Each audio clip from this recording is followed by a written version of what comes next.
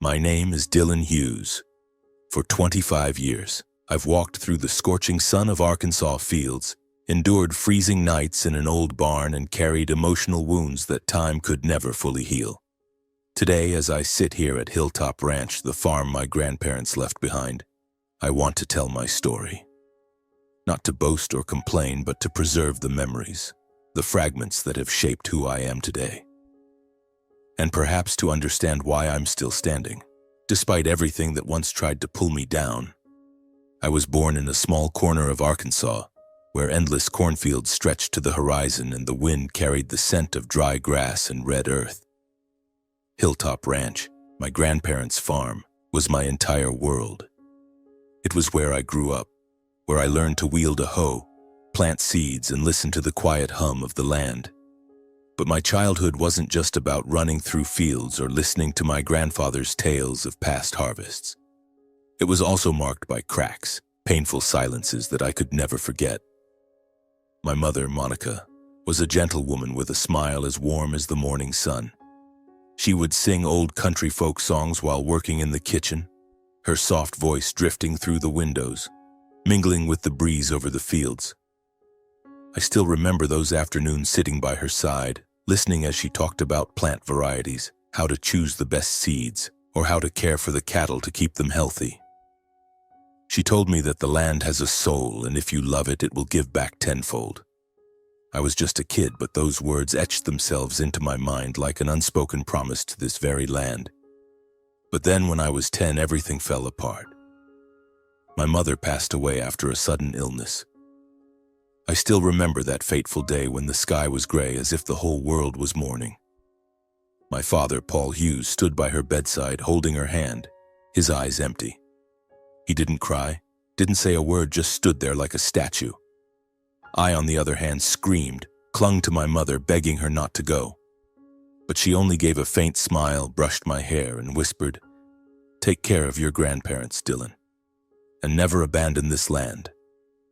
Those were her last words. After my mother's death, my father changed. He became distant, cold, as if a part of him had died with her.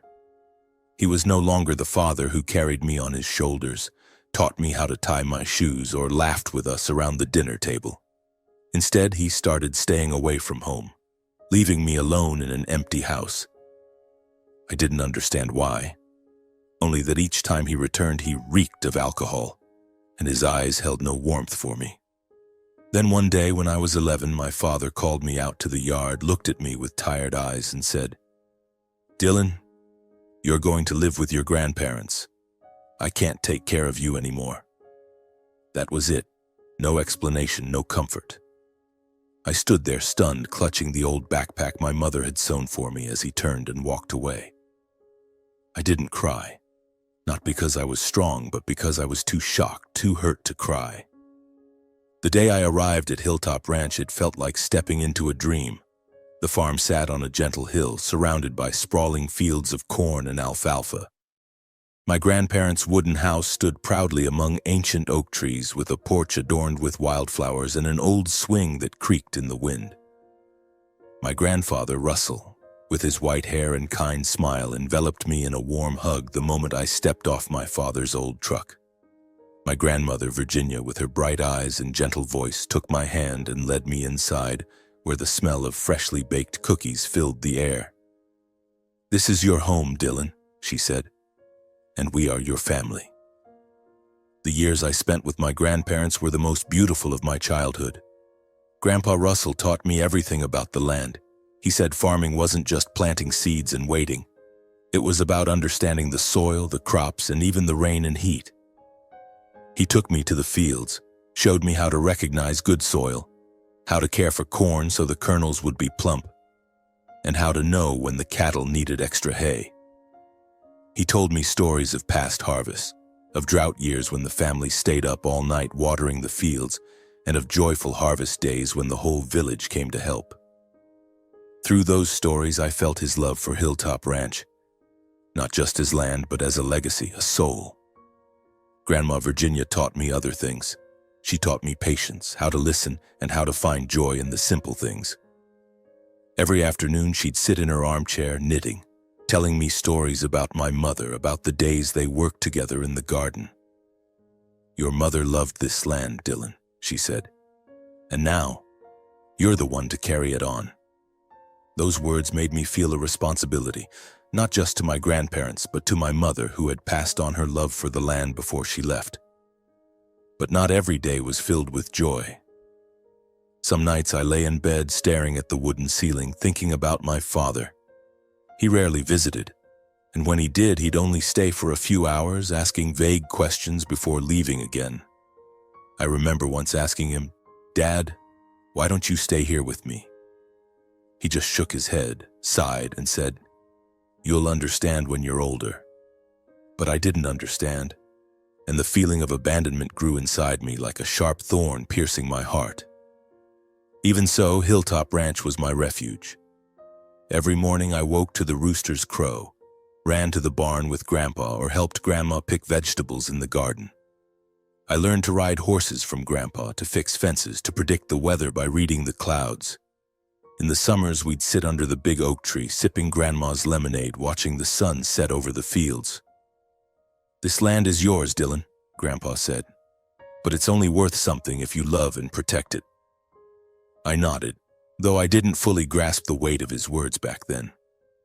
Those years gave me not only the love of family, but also a burning passion for farming. I started reading books about agriculture, watching shows about farming techniques on my grandparents' old TV. I dreamed of one day bringing what I learned back to Hilltop Ranch, turning it into a modern farm where technology and tradition could coexist. I didn't know then that the path wouldn't be easy, and the greatest challenges wouldn't come from the land, but from my own family. When I was 15, I began to realize that Hilltop Ranch was more than a home. It was what kept me grounded through loss. But I also sensed a storm coming, though I couldn't yet see its shape. My father, who had abandoned me, would eventually return, bringing troubles I couldn't foresee. And when that time came, I'd face difficult choices between family, loyalty, and the promise I made to this land. But that's a story for later years. For now, as I recount those days, I still feel the warmth of my grandparents, the smell of dry grass in the fields, and my mother's voice echoing from the past. Those are the things that shaped me, the foundation for moving forward no matter how many obstacles lie ahead. Hilltop Ranch is more than just land. It's home, it's memory, it's a promise I'll keep until the end of my days. The years spent living with my grandparents instilled in me a fierce love for the land, for the seasons of harvest, and for the peaceful days I knew would never return. But it was during those days that I began to realize I didn't just want to preserve the farm, I wanted to take it further, to transform it into something my grandparents would be proud of. That's when I understood that to achieve this, I needed to learn, to gain knowledge, and to practice the patience Grandpa Russell had taught me. When I was 16, I started spending more time in the small room at the corner of the house, where my grandparents kept a shelf full of old books. These were books on agriculture, livestock techniques, and farming magazines Grandpa Russell had collected over the years. I devoured them page by page, even though some of the terminology went over my head. I remember nights sitting under the glow of an oil lamp, jotting down ideas about improving soil or machinery that could make fieldwork easier. Grandma Virginia would watch me, smile, and say, "You're just like your grandpa when he was young, always dreaming but full of determination." Her words fueled my motivation and resolve, but I wasn't always confident. Some days I wondered if I was strong enough to take on Hilltop Ranch. The farm was vast, with hundreds of acres, a herd of cattle, and crops that depended on unpredictable weather. I was just a kid who had never left Arkansas, never faced the world beyond. In those moments, Grandpa Russell would sit beside me, place a hand on my shoulder, and say, "You don't need to know everything right now, but if you love this land, it will show you the way." And so I kept going, step by step, learning from him, from Grandma, and from the fields themselves. By the time I was 17, I started exploring modern agriculture. One day, I stumbled upon a show on my grandparents' old TV about farms in California using greenhouses and drip irrigation to boost productivity. I was captivated. The idea of bringing technology to Hilltop Ranch, blending my grandparents' traditions with new advancements, kept me awake with excitement. I began borrowing books from the school library and searching the internet, something I was only just learning to use on the school's clunky computer.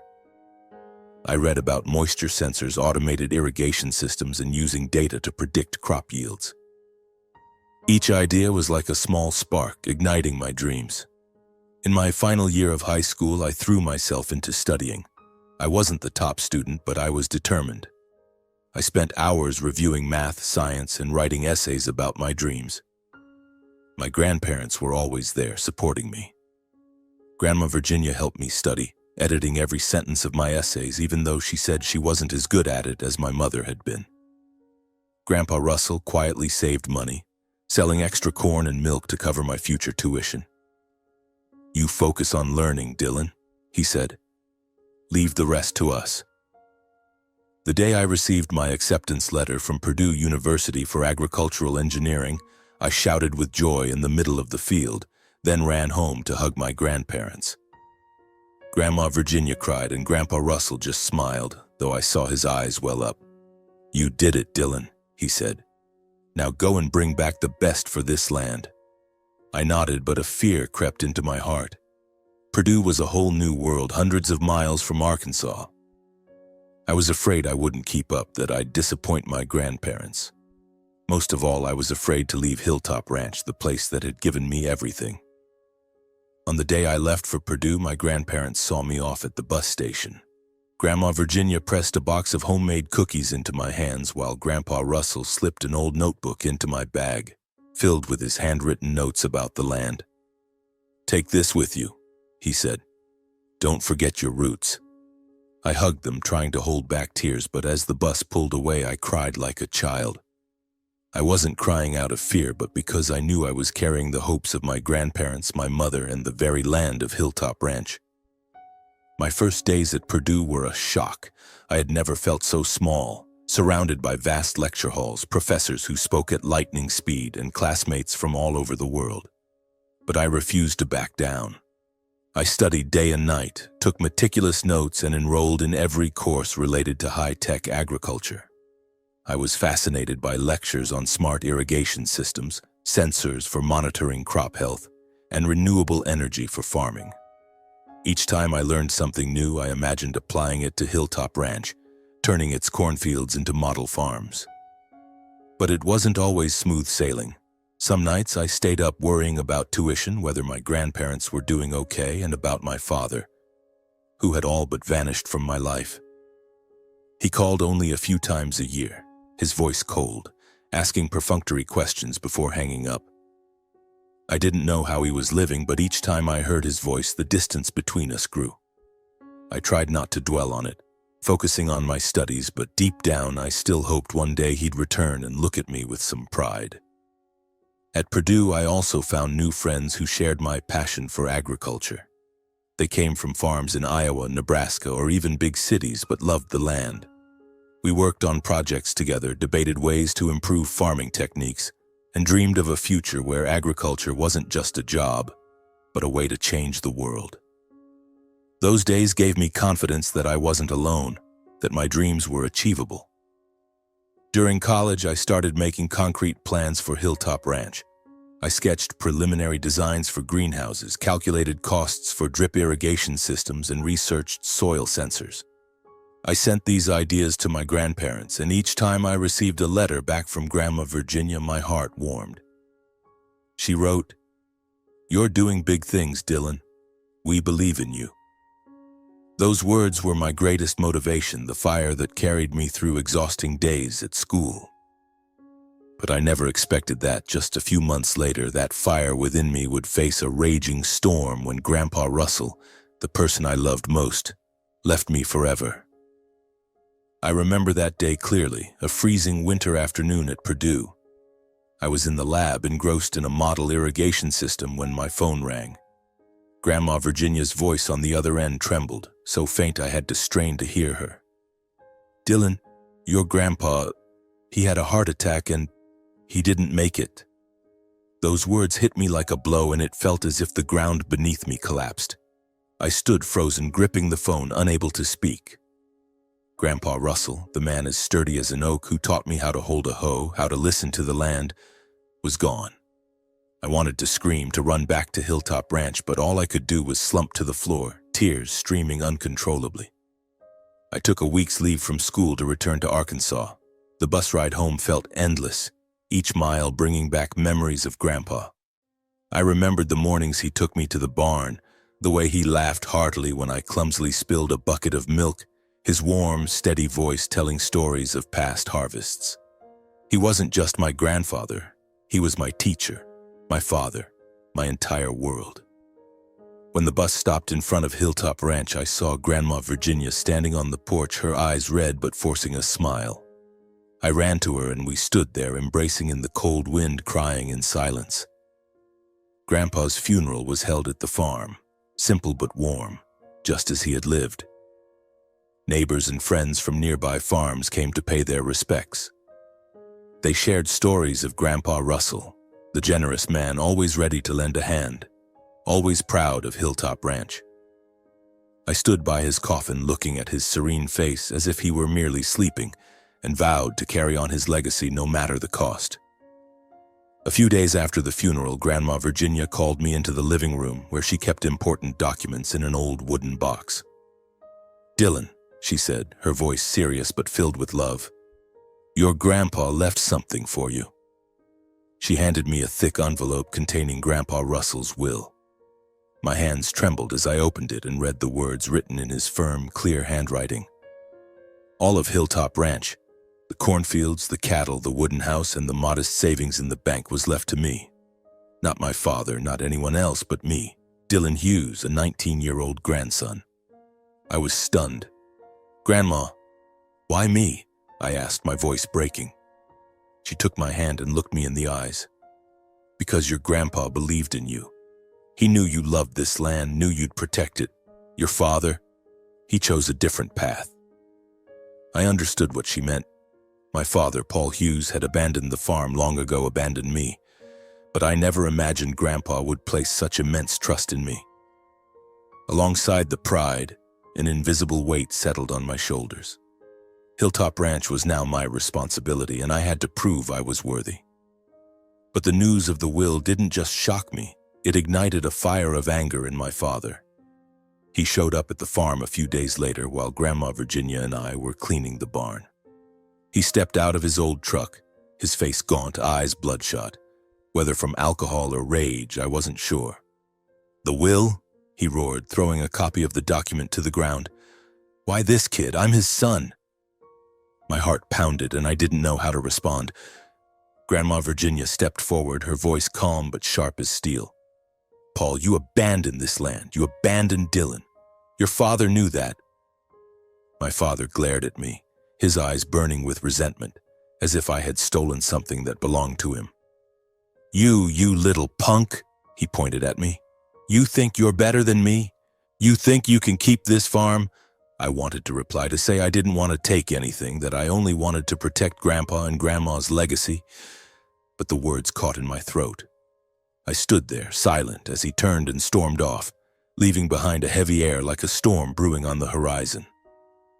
From that day, my father cut off all contact. I didn't know where he went or what he did, only hearing vague rumors from neighbors that he was living in a small town, doing odd jobs and often drunk. I tried not to think about it, but every time I recalled his hateful glare, an old wound in my heart throbbed. I wondered why he had changed so much. Why couldn't he love me the way my grandparents did? Grandma Virginia became my only anchor in those days. She helped me complete the legal paperwork to officially become the owner of Hilltop Ranch. At 19, I was far too young to shoulder such a large responsibility, but she was there, guiding me every step of the way. "You don't have to do everything alone," she said. "But you have to be strong because there will be people who want to take what you have." Her words were a warning, and I didn't know how soon they would prove true. Meanwhile, I continued my studies at Purdue with renewed determination. Hilltop Ranch was now mine, not just on paper, but in my heart. Every lesson, every project, I thought about how to apply it to the farm. I worked harder, not just for good grades, but to live up to Grandpa Russell's faith in me. Yet I also began to feel the pressure. Sleepless nights in the dorm had me questioning whether I was strong enough to protect Hilltop Ranch, to make my dreams for it a reality. Grandma Virginia still wrote to me telling me about the farm, the cattle, the harvests. But I noticed her letters grew weaker, as if she were hiding her exhaustion. I called home more often, visited during every break, but each time I saw her, she seemed older. Her hands trembled as she held the hoe, her eyes sometimes distant, as if remembering Grandpa Russell. I knew she was pushing herself for me, but I also knew time was taking away the last family I had. And then, like a cold wind sweeping through the fields, my father returned. Not alone, but with a young woman, my future stepmother, and her young daughter. They arrived at Hilltop Ranch like a storm, bringing troubles I wasn't prepared for. I didn't know then that my father's return would open a new chapter, one filled with pain and challenges, where I would have to fight not only to protect the farm but to hold on to who I was. That day I was at Purdue preparing for midterms when Grandma Virginia called. Her voice trembled, not from exhaustion but from something that immediately set me on edge. "Dylan," she said, "your father's back. He brought a woman and a little girl with him. They want to stay at the farm." I gripped the phone tightly, feeling as if a stone had lodged in my chest. My father, who had all but vanished from my life, who had glared at me with resentment over Grandpa Russell's will, was back, and with a new family. I didn't know how to feel, angry, confused, or just plain hurt. I took a few days off from school to return to Arkansas. The long bus ride gave me time to try to imagine what awaited me. I'd heard bits and pieces about my father from neighbors. He'd been doing odd jobs, drifting and often drunk. But a new wife, a stepdaughter. It felt like a betrayal, even though I no longer held any expectations of him. Hilltop Ranch was my home, my grandparents' home, my mother's memory. How could I let strangers waltz in as if they belonged? When I arrived at Hilltop Ranch, the scene before me left me stunned. My father stood in the yard next to a young woman, maybe only a few years older than me, with dyed blonde hair and bright red lipstick. The girl beside her, about 12, with her hair in a ponytail, was engrossed in her phone, not bothering to look up at me. Grandma Virginia stood on the porch, her hands clasped tightly, her eyes filled with worry. I walked over and hugged her, trying to hide the anger rising inside me. "Dylan," my father said, his voice dry. "This is Pamela, my new wife, and this is Scarlett, her daughter." Pamela flashed an awkward smile and extended her hand. I shook it, but inside I wanted to scream that they didn't belong here. Scarlett didn't even glance at me, muttering something under her breath before returning to her phone. I looked to Grandma Virginia, hoping she'd say something, but she just shook her head slightly, as if urging me to stay calm. "We want to stay here for a while," my father continued, avoiding my eyes. I lost my job. We need a place to start over." My blood boiled. Start over? After all the years he'd abandoned me, abandoned the farm, now he wanted to come back like nothing had happened. I wanted to protest, to say that Hilltop Ranch was mine, Grandpa Russell's legacy, not a temporary shelter for him and his new family. But Grandma Virginia placed a hand on my shoulder, her voice gentle but firm. "Dylan, let them stay for now. Your father's still family. We can't turn them away." I looked at her, my heart constricting. Grandma Virginia always believed in family, always hoped my father would change, despite how many times he'd let her down. I didn't want to make her sad. Didn't want to cause her more pain, so I clenched my jaw and nodded. "Fine," I said, my voice cold, "but only temporarily." My father smirked, as if my feelings didn't matter, then turned to Pamela, telling her to bring their things inside. The days that followed were a nightmare. Pamela quickly showed her true colors. She treated Hilltop Ranch like her own, rearranging things in the kitchen, criticizing Grandma Virginia's cooking, and even ordering her around like a servant. "Old lady, make me some coffee, will you?" Pamela would say in a saccharine tone laced with condescension, lounging on the couch, scrolling through her phone. Grandma Virginia, with the patience of a saint, would smile and comply. But I could see the sadness in her eyes, as if she were swallowing her pain. Scarlett, Pamela's daughter, was no better. She was messy, leaving things strewn around the house and speaking rudely to Grandma Virginia. Once I saw her toss a pair of muddy shoes onto the kitchen table, right where Grandma was kneading dough. "Scarlett, put your shoes away," Grandma said gently. Scarlett rolled her eyes and snapped, "Why are you so annoying?" "Just leave them." My blood boiled and I wanted to slap her, but Grandma grabbed my hand and shook her head. "Don't, Dylan," she whispered. "They won't stay long." But I wasn't so sure. My father, Pamela, and Scarlett showed no signs of leaving. They took over the largest room in the house, the one my grandparents used to sleep in. I had to move my things to a corner of the living room, sleeping on the sofa because there was nowhere else. Each night, hearing their laughter from the other room, I felt like an outsider in my own home. Hilltop Ranch, once my sanctuary, had become a silent battlefield where I fought to hold on to peace. I tried talking to my father, hoping he'd understand. One afternoon, as he sat in the yard smoking, I approached, keeping my voice calm. "Dad, I don't want trouble, but this is my home, Grandpa and Grandma's home. Pamela and Scarlett, they don't respect Grandma, they don't respect this place." He looked at me, his eyes cold.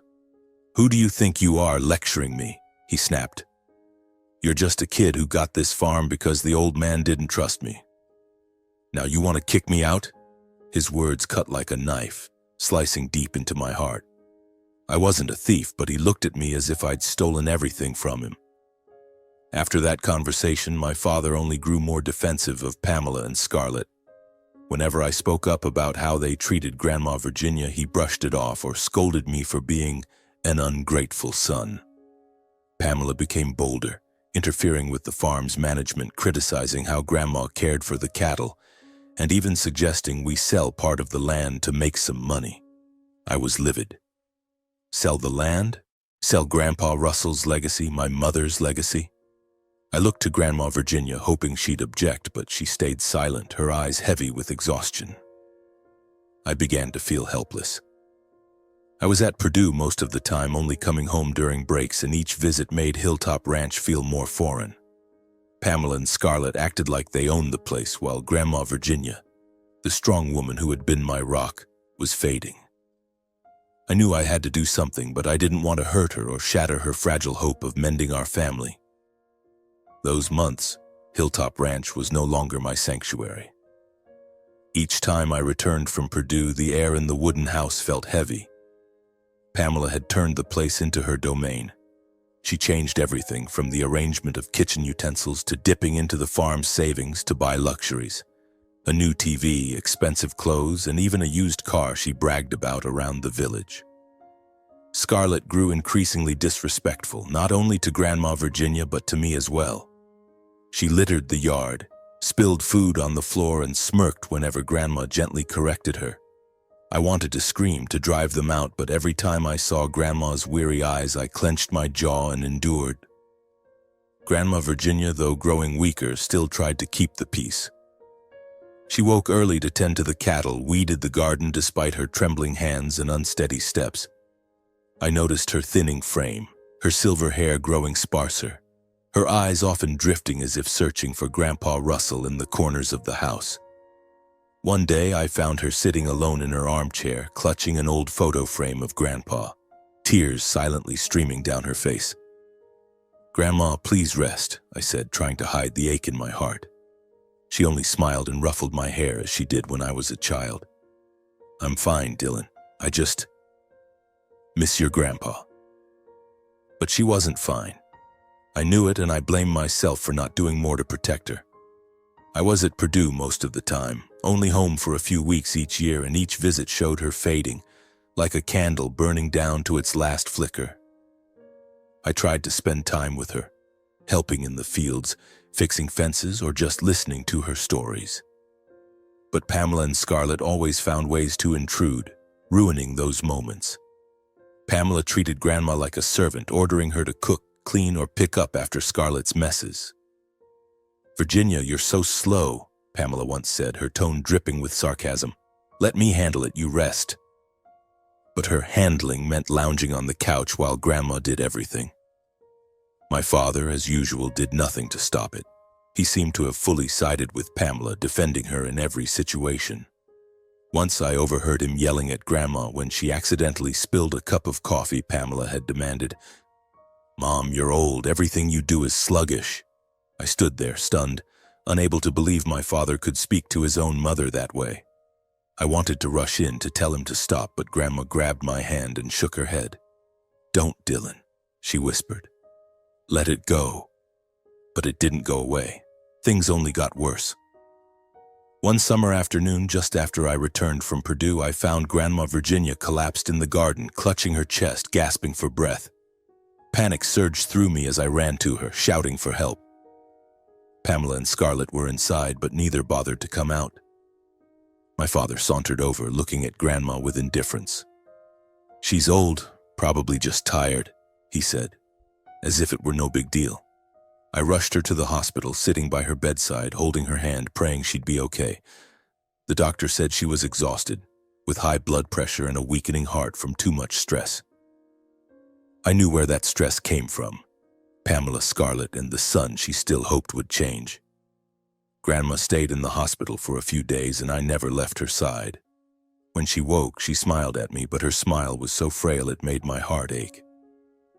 "Dylan," she whispered, "promise me you'll protect Hilltop Ranch. Don't let anyone take it away." I nodded, tears streaming down my face. "I promise, Grandma," I said, my voice choked. "I won't let anyone hurt this place."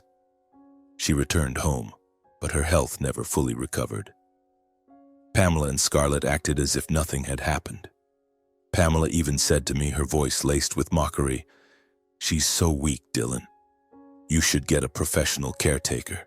You're busy with school, you don't have time."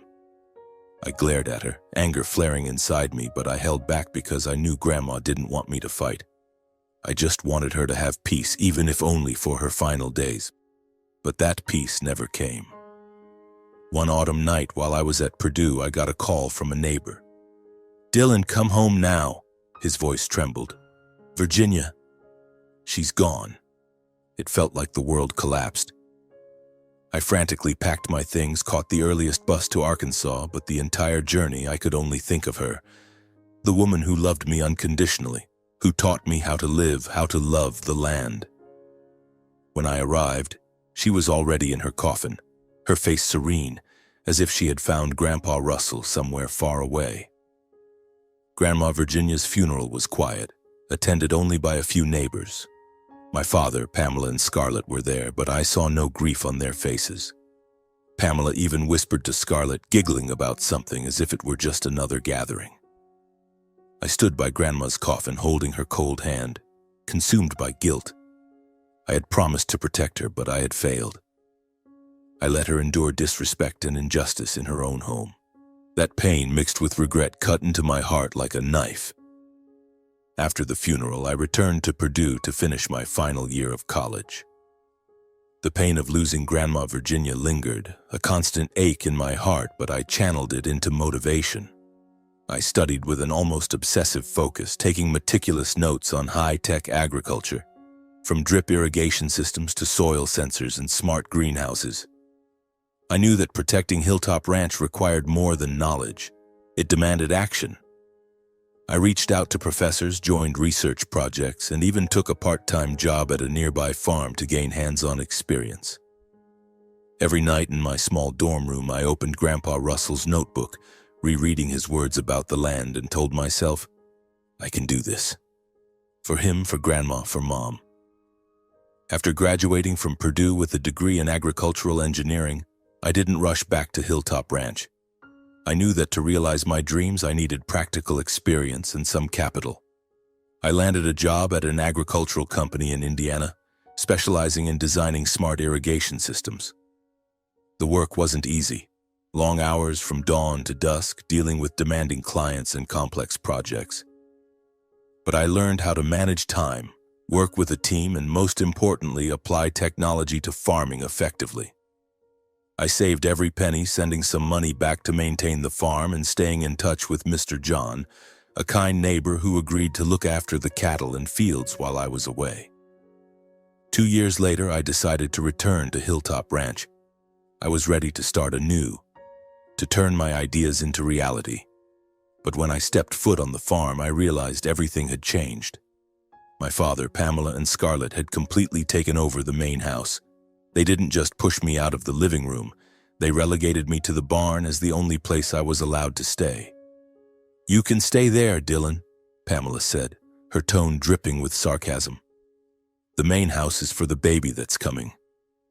I was stunned to learn Pamela was pregnant with a boy, and they had already prepared a room for the child as if Hilltop Ranch belonged to them.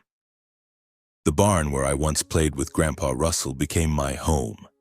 It was cold, filled with the smell of hay and old wood, furnished with a fold-out cot and a few crates of old belongings. But I didn't let it break me. I looked around the barn, saw Grandpa's old tools and sacks of seeds, and thought, this is where I'll start. I cleaned it up, turning it into a workspace.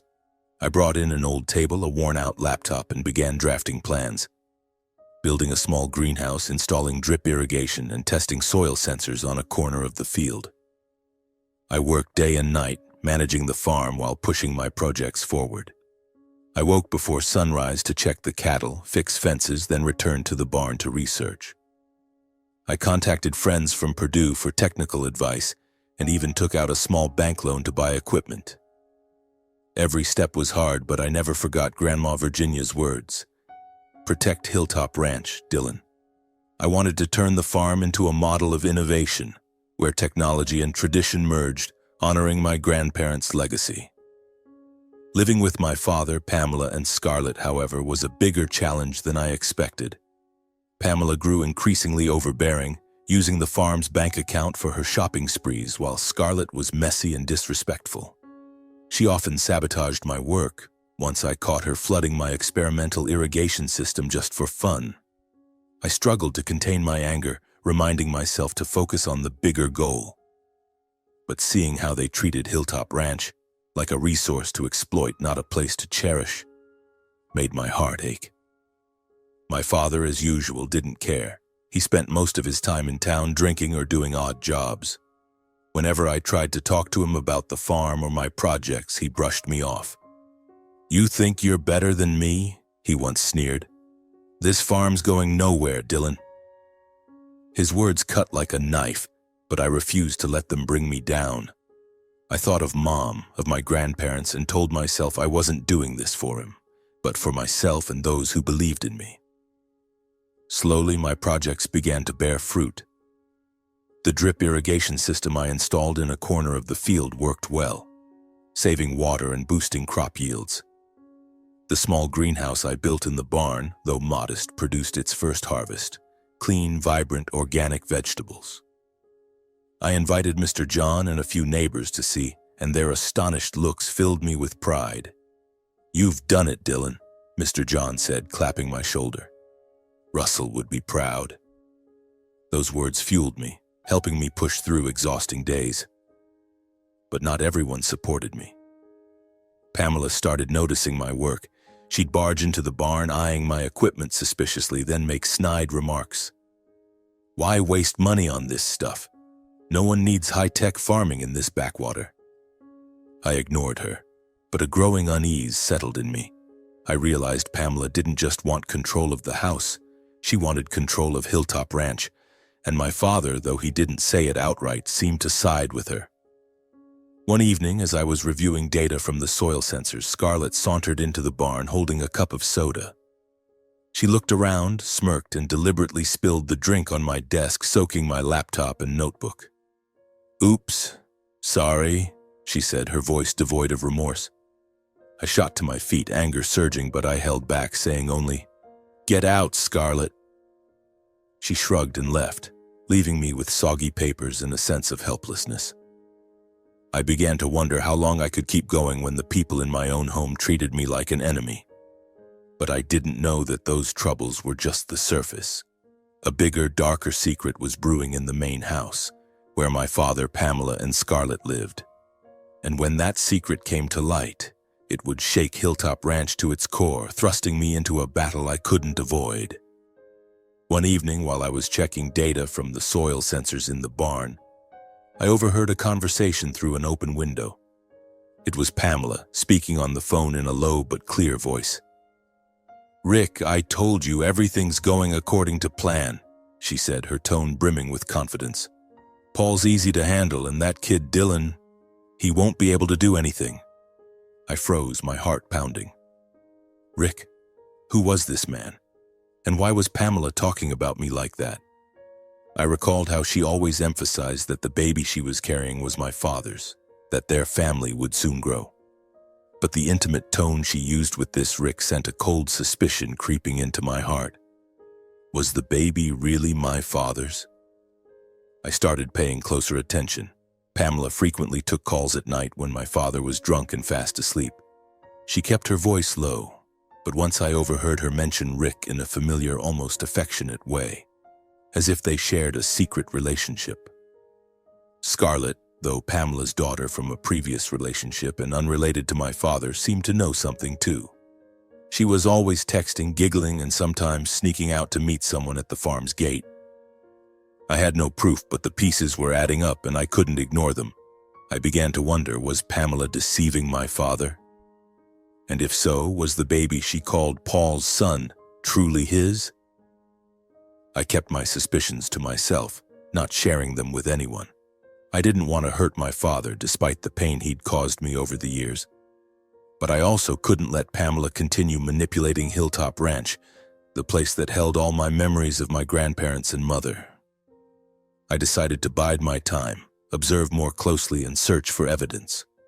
But I didn't expect that the opportunity to uncover the truth would come sooner than I thought, bringing with it a storm far bigger than I could have imagined.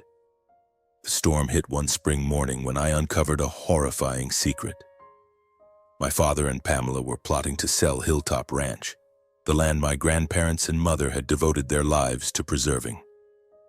I was checking the irrigation system in the field when I got a call from Mr. John, the kind neighbor who helped look after the farm. "Dylan, come home now," he said, his voice thick with worry. "There's a real estate agent at the house talking about selling the farm. Your father and Pamela are meeting with him." I raced back, my heart pounding, my blood boiling. When I stepped into the main house, I saw my father, Pamela, and a stranger sitting around the kitchen table, a stack of papers in front of them. Pamela was laughing, her voice syrupy as if she were negotiating a bargain, while my father sat silently, his face tense, hands clasped tightly. Scarlett stood in the corner scrolling on her phone, but her eyes flicked toward me as if she knew I'd cause a scene.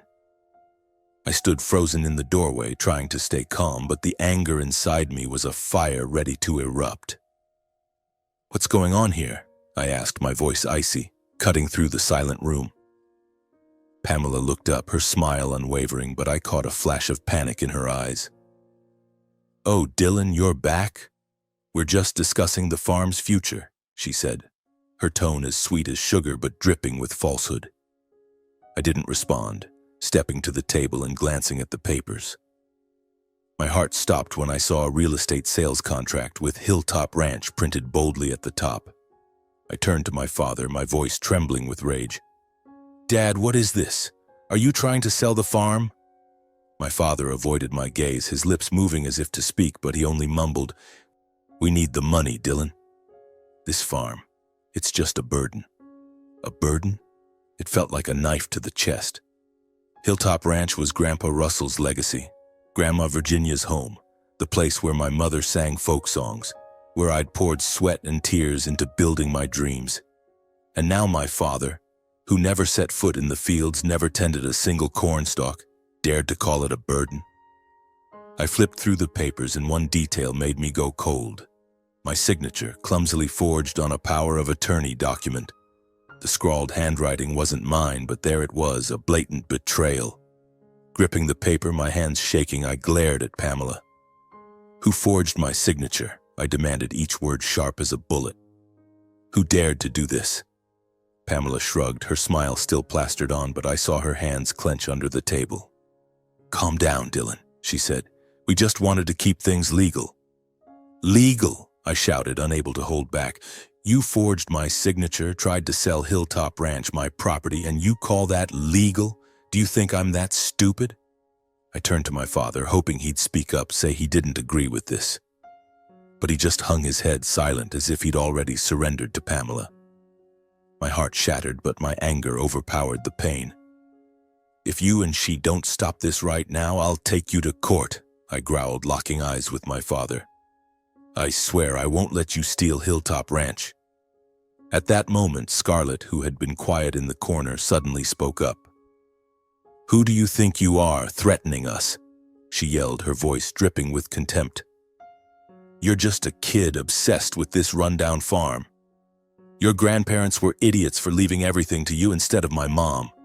Her words poured fuel on my rage. I spun around, blood rushing to my head. "How dare you talk about my grandparents like that?" I roared. "They spent their lives building this place while your mother only knows how to destroy it."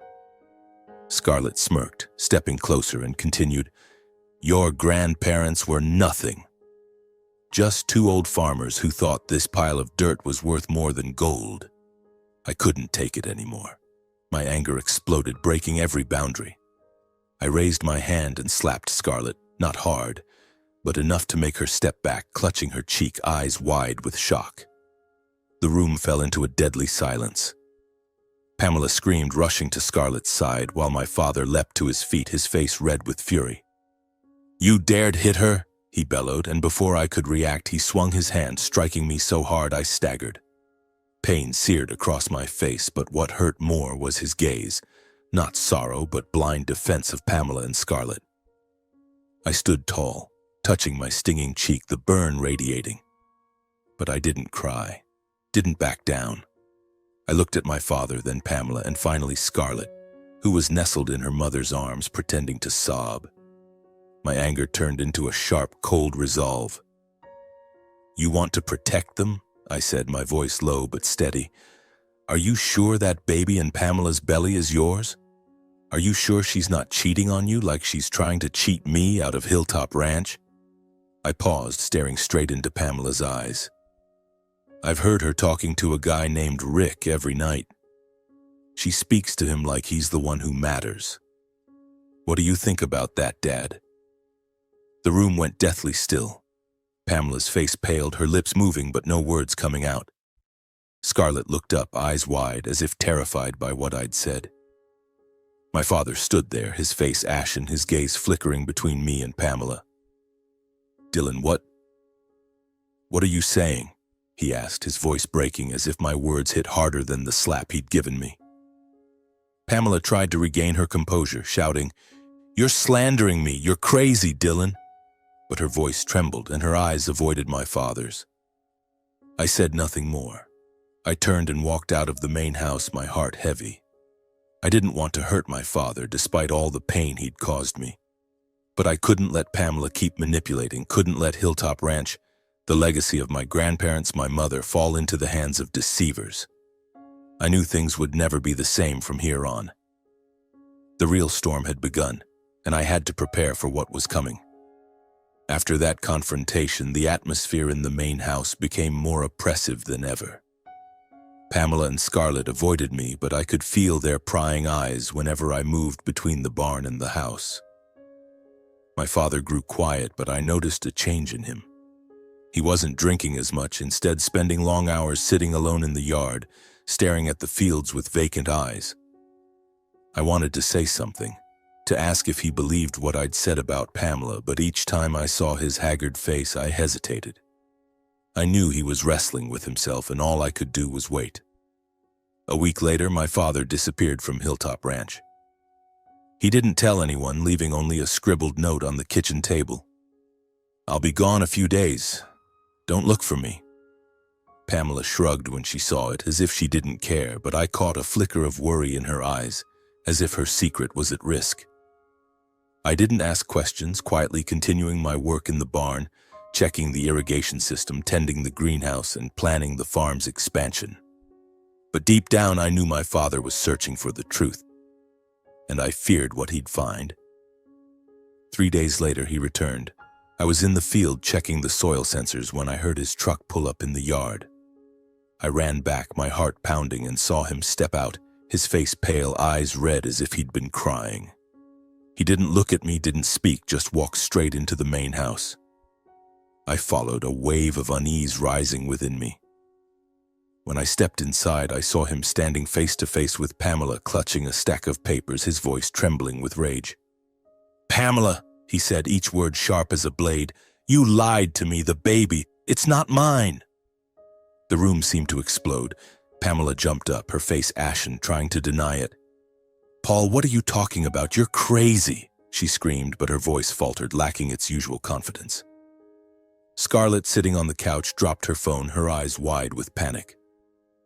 I stood in the doorway, my heart racing, but I wasn't surprised. My suspicions had been confirmed, yet watching this unfold, I felt no triumph. Only a deep, aching pain.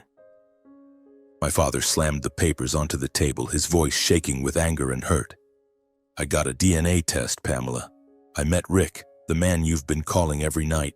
He admitted everything. He's Scarlett's father and the baby in your belly. It's his too." I stood frozen, though I'd suspected as much. My father had investigated, faced the truth he didn't want to believe. Pamela backed away, clutching her stomach, scrambling for excuses. "Paul, you've got it all wrong. I didn't..." But she couldn't continue, pinned by the burning intensity of his gaze. Then Pamela's demeanor shifted. She straightened, her eyes flashing with anger. "Fine, Paul, you want to talk about deception?" she shouted. "You lied to me too. You said Hilltop Ranch was yours, that me and my kids would have a good life here. But you're nothing but a failure, living off your own son."